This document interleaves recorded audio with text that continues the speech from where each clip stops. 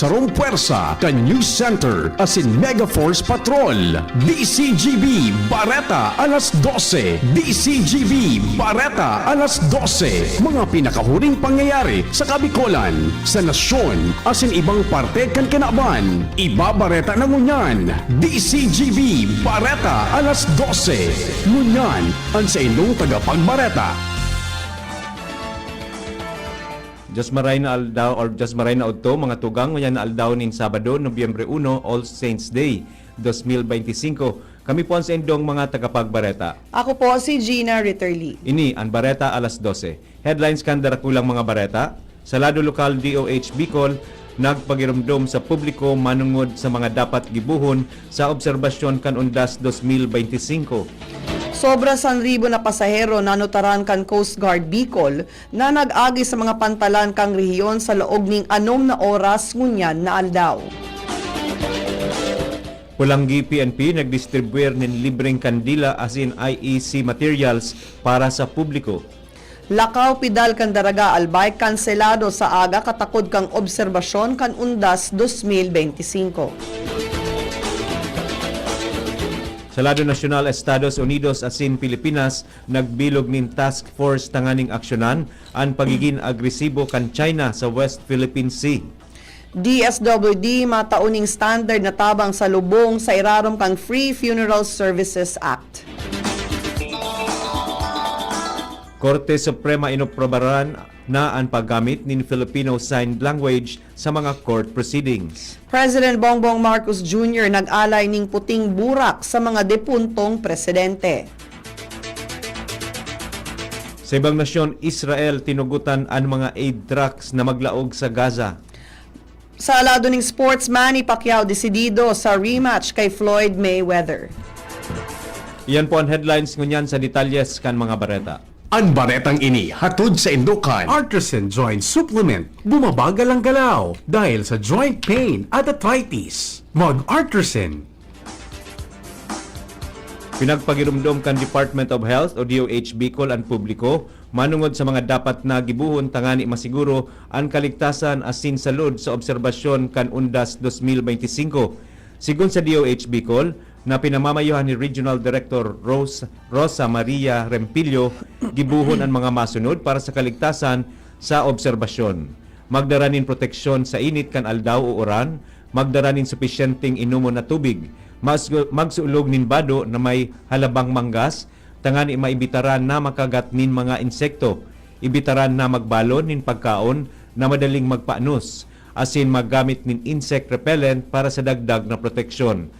Apero kay ni pinag-abiso man kan ahensya na dai magdaranin umboy o aki sa sementeryo dahilan ta madalian mga ini na maranihan nin helang sa mainit asin piot na lugar. Para sa mga may edad na, magsindi na sananin kandila sa mga kaharungan o simbahan o kung kinakaipuhan na magpasiring sa sementeryo, mas maray na magbisita nin mas amay bago ang undas.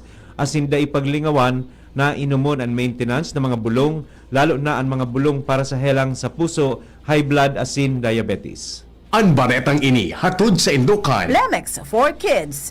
Mommies, agapan agad ang ubo at plemang nakabara. Pambatang lagundi. Plemex!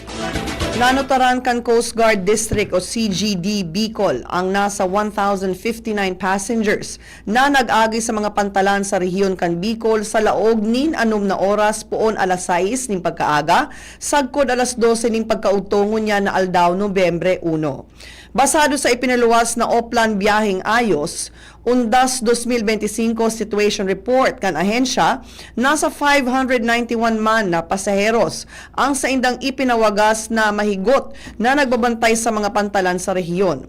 Maawot ka ini na mamantinir ang katrakiluhan asin masiguro ang kaligtasan kan mga pasahero sa obserbasyon kang Undas 2025.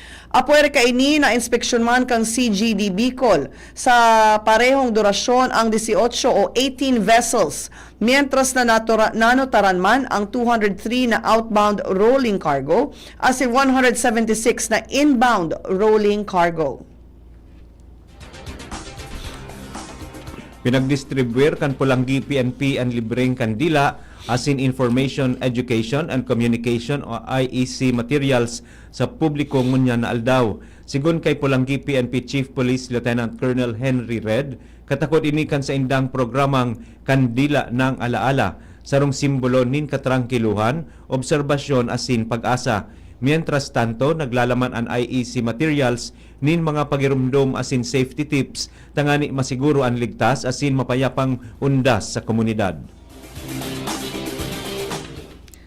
Katakod kan pag-aktibar kan Oplan Kaluluwa 2025 kang Bureau of Fire Protection o BFP Bicol, padagos ang pagkondusir kan manay-ibang opisina kang ahensya nin monitoring visits asin supervision sa mga Campo Santo asin sa iba pang lugar, tanganing maibitar o maiberipikar ang compliance asin safety guidelines.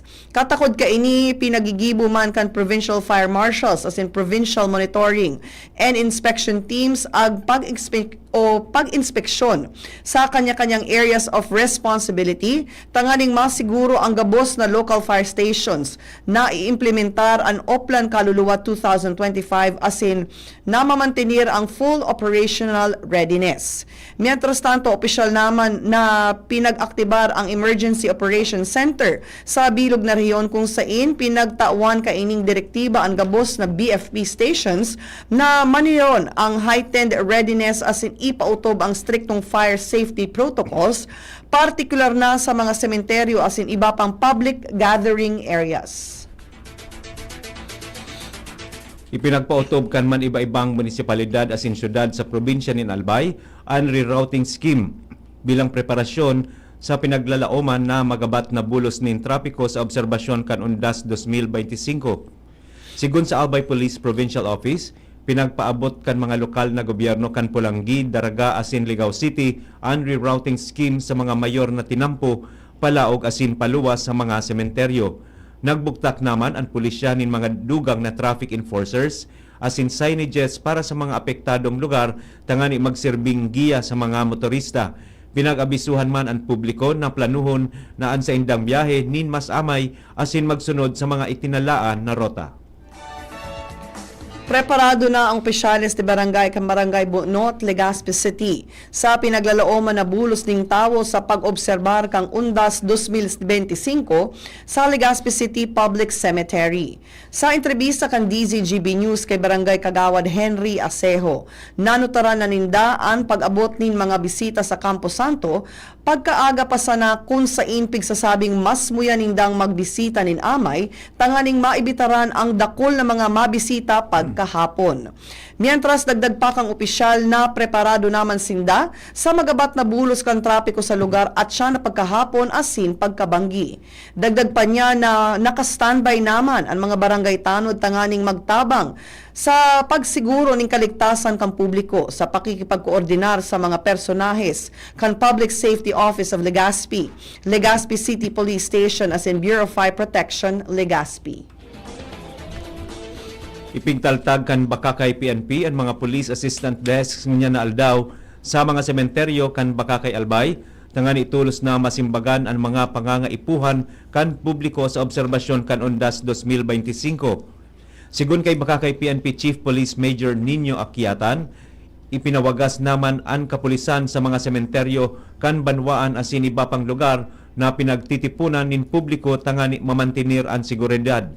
Pinagpapagirumduman kan Bakakay PNP ang publiko na siguruhon na ligtas ang sa indang mga kaharungan bago maghali pasiring sa sementeryo.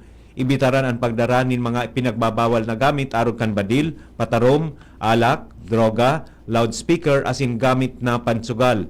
Dagdag pa kan hepatura kung may mahiling na kadudadudang gibo, tulos man ining ipaabot sa mga personahes kan pulisya. Katakod kang obserbasyon kang Undas 2025, pinagkanselar kang lokal na gobyerno kan Daraga ang Lakaw Pidal Daraga, a car-free Sunday sa aga, Nobyembre 2 ngunya na taon.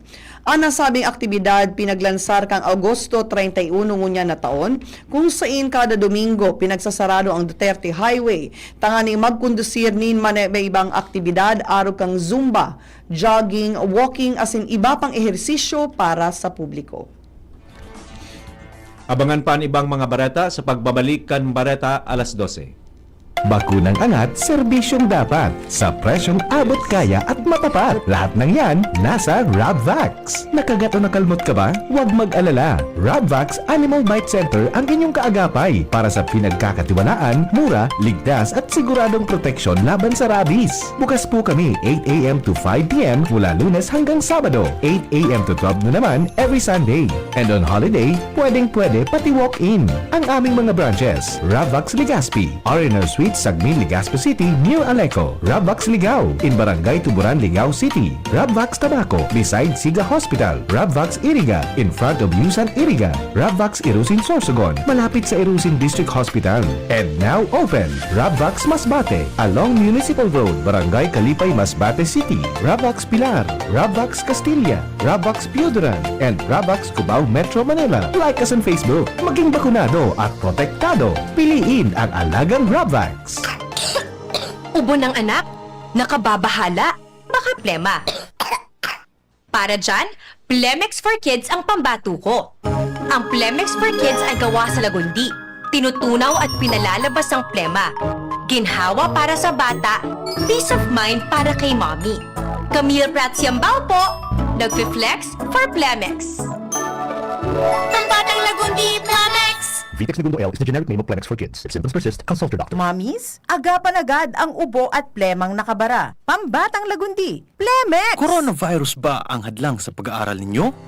Andito na ang Southern Luzon Technological College Foundation Incorporated ay gumawa ng hakbang sa mga gustong mag-aral sa junior, senior high school at kolehiyo. Ang SLTCFI ay handang umagapay sa mga mag-aaral upang may pagpatuloy ang kanilang pag-aaral at pagharap sa new normal o sa makabagong panahon na ating kinakaharap. Sila ay nag-o-offer ng flexible blended learning o online or offline/modular classes. Kung may sapat na gadget o may maayos na internet connection, maaari niyang piliin ang online classes. At kung ang estudyante naman ay walang sapat na gadget at walang maayos na internet connection, maaari niyang piliin ang offline/modular classes. Sa ganitong paraan, malaki ang matitipid ng mga magulang, wala na silang iisipin na pamasahe, baon at iba pa na kinakailangan. Ngayon, mas magagabayan palalo ng mga magulang ang kanilang mga anak at higit sa lahat, masisiguradong mapaprotektahan pa sila sa mga pwedeng masagap sa labas tulad ng COVID-19. SLTCFI course offered junior high school, grade 7 to grade 10, senior high school, grade 11 to grade 12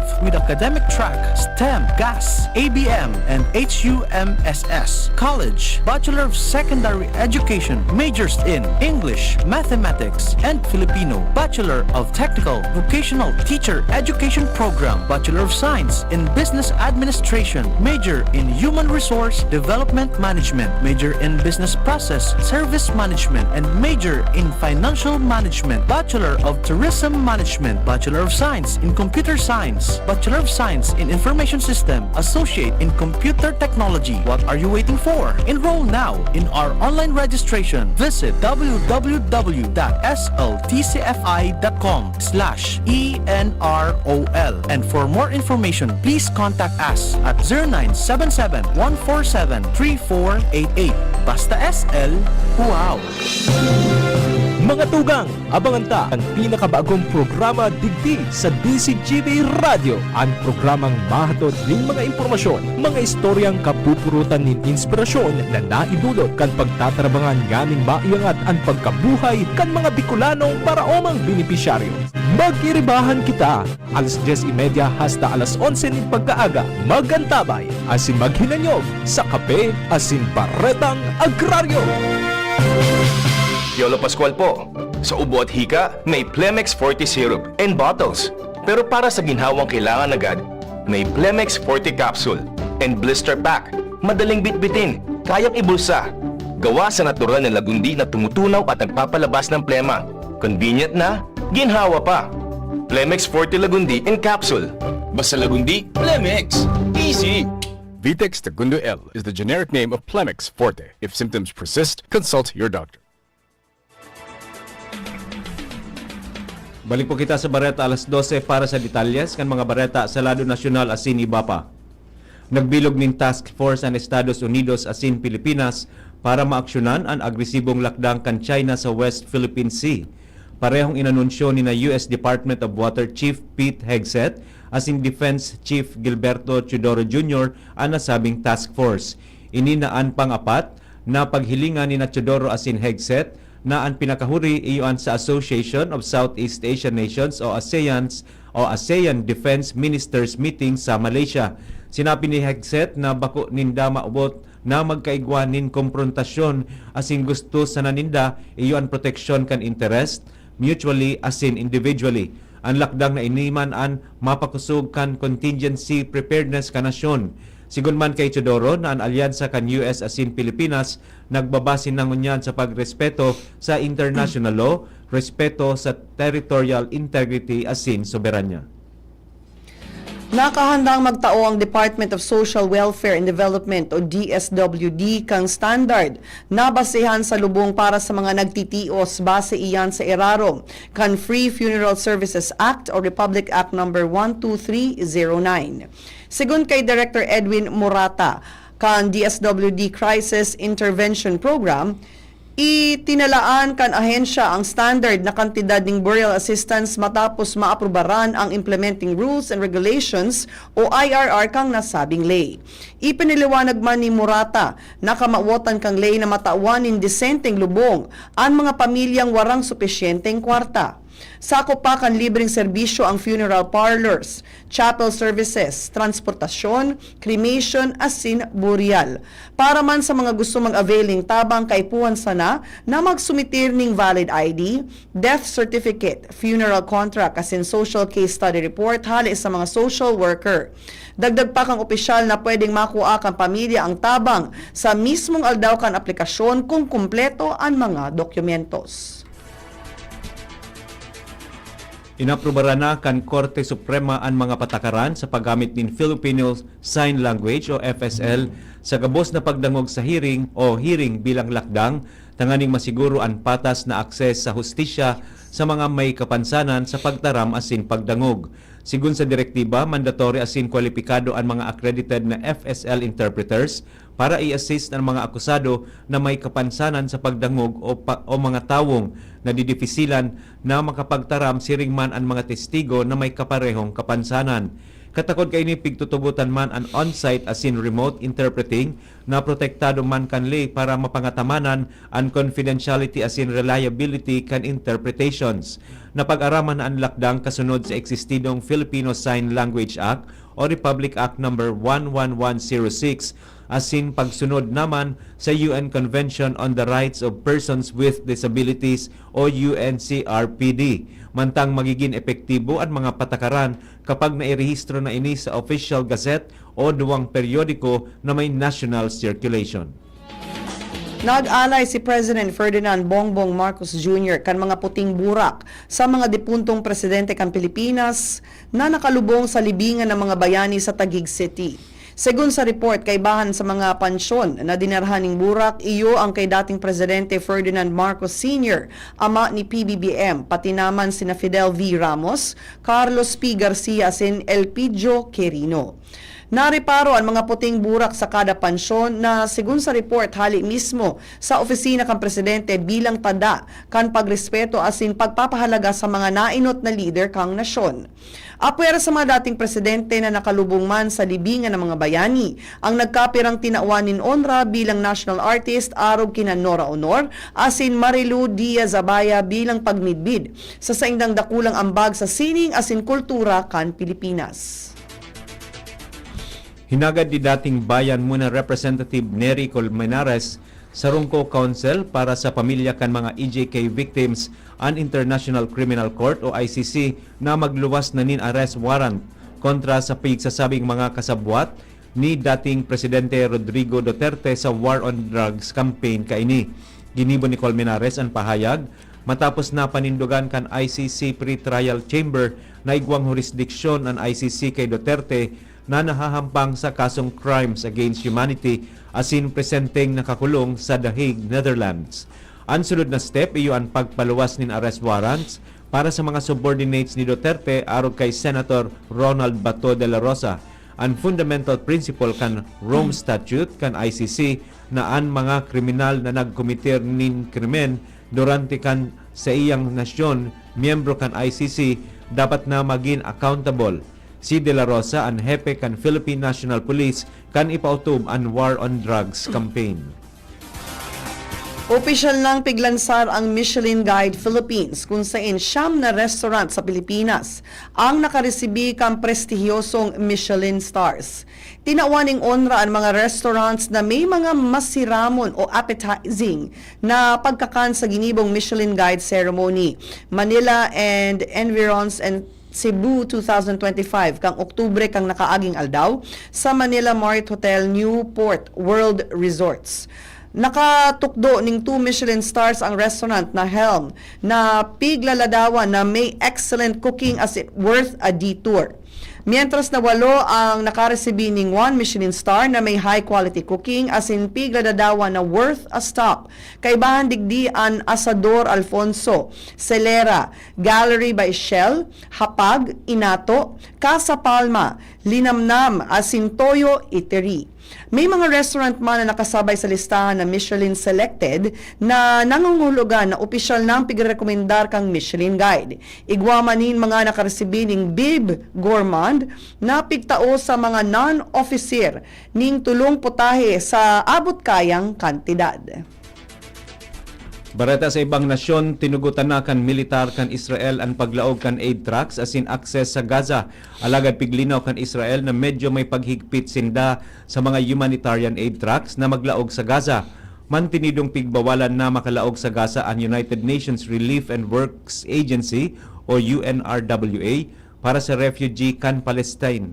Nasa 6,000 na mga aid trucks ang nakaparada sa ibong na border kan Gaza. Magigirumduman na nagkapirang beses na nangapudan ang United Nations na dapat tugutan ng makahiro nin libre ang mga trucks na may darang pagkaon asin bulong para sa mga biktima sa Gaza. Sa bareta niya to sa lado ng sports, ipinahayag ni Manny Pacquiao na madali na sindang magkasundo sa sarong rematch kontra sa dating boxing legend na si Floyd Mayweather. Magigirumduman na ang duwaenot ng naglaban kang 2015 na binansagan na fight of the century kung saan nanggana si Mayweather sa paagi ng unanimous decision matapos ang 12 rounds. Ipinahayag pa ni Pacquiao na may shoulder injury siya kang laban niya kay Mayweather asin kang 2018 enot niyang sinabi na dai siya makakapagretiro na may pag-iisip dahil sa nasabing pagkadaog. Matapos na magretiro kang 2021, nagbalik si Pacquiao sa ring kang Hulyo para labanan si WBC welterweight champion Mario Marios na nagtapos sa majority draw. Sigun pa kay Pacquiao na ang kampo ni Mayweather sa ngunyan, nakikipaghuro na para sa sarong rematch na posibleng gibuhon sa Las Vegas.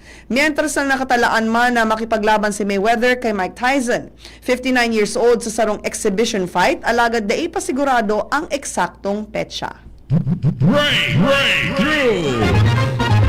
Naimbento kan Matter Neuroscience ang kakaibang phone case na dinisenyo tangani magin bako komportableng gamiton asin mabawasan ang pagkaadik kan mga nagagamit sa smartphones. Ginibukan kumpanya ang sarong stainless steel na phone case na may gabat na 2.7 kilos. May mas magabat pa sa sarong 16-inch laptop. Sigun sa inventor, maawot kaining gibuhon na inconvenient ang paggamit ng smartphone. Ang case, pinagbibilog nin 2 pidasong bakal na kaipuhan itornilyo gamit ang Allen wrench, tangani ikabit o tangkason. Kung pinagagamit ang cellphone, madara ang gabat kaini nin physical fatigue o marikas na pagkapagal sa mga kamot asin braso dahilan tangani ibaba na ang gadget asin daimo na paggamiton. Istorya na iiba! Para po sa satuyang special story, sarong Brazilian skateboarder ang nakakuha ng Guinness World Title matapos na mag-drop in o magpahulog sakay ang skateboard sa gilid kang sarong 22 stories na edipisyo sa Porto Alegre, Brazil. Ang skateboarder na midbid na si Sandro Diaz kung saan ginamit niya ang dakulang temporary quarter pipe ramp na may langkaw na 198 feet na ikinabit sa edifisyo CANCAF. Sa laog ning 8 segundo na pababa, huminarurot ang 50 anyos na atleta sa rikas ng 103.8 kilometers per hour. Naiuli ni Diaz ang duwang world record na fastest speed skateboarding on a temporary quarter pipe, asin ang tallest drop into a temporary quarter pipe. Ngunyan na aldaw, Nobyembre 1 taon 1849, namundag si Valentin Diaz, ang co-founder as in one-time treasurer kan Katipunan sa Paway, Ilocos Norte. Kaibahan ni Diaz ang iba pang miyembros kan La Liga Filipina na sina Teodoro Plata, Ladislao Diwa, Jose Dizon, asin Andres Bonifacio kan naitatag ang Katipunan sa harong ni Diosdado o Diodato Arellano kan Hulyo 7 taon 1892, anal daw na isinapubliko ang banishment ni Rizal sa dapitan. Si Diaz man ang saro sa mga nagpirma kan Pact of Biak na Bato kan Nobyembre 1 taon 1897. Mga tugang iyan na po ang kabilugan kan sa tuyang alas 12 mga bareta tinipon asin kinalap sa DCGB News Base. Sa pangaran kan mga nagsurat kan bareta na pinamamayuhan kan sa tuyang News Manager and News Director Sir Mar de la Cruz, kay ba si Miss Nicole Gloriani, social media writers Miss Jenny Macho Balyaran, Miss Shara Milleron asin Mr. Jimos Barrios. Sa lado technical kay banta po si Sir June Napolis asin si Mr. Jerome Nico Martinez ang sa tuyang IT. Sa ngaran po kan bilog na tropa kan Megaforce Patrol asin sa pangaran kang mga nagaantabay sa DCGB News Facebook page, DCGB YouTube channel, DCGB Live app asin sa 729 kHz sa pihitan kan sa indong mga radyo, kami po ang naging sa indong mga tagapagbareta. Ako po si Gina Ritterly. Ako man po si Bert Nunez. Abangan po ang masunod na programa, Iskaramusa with Miss Angel Mostasa. Always number 1. Always DCGB. Always at your service. Bareta alas 12 with Bert. And Gina. Salamat po. Happy lunchtime. Happy All Saints Day. Sa indong nadangog, ang mga dalakulang bareta, ngunyan na aldaw, ang tabayan ng giraray sa aga, ang sarupang edisyon.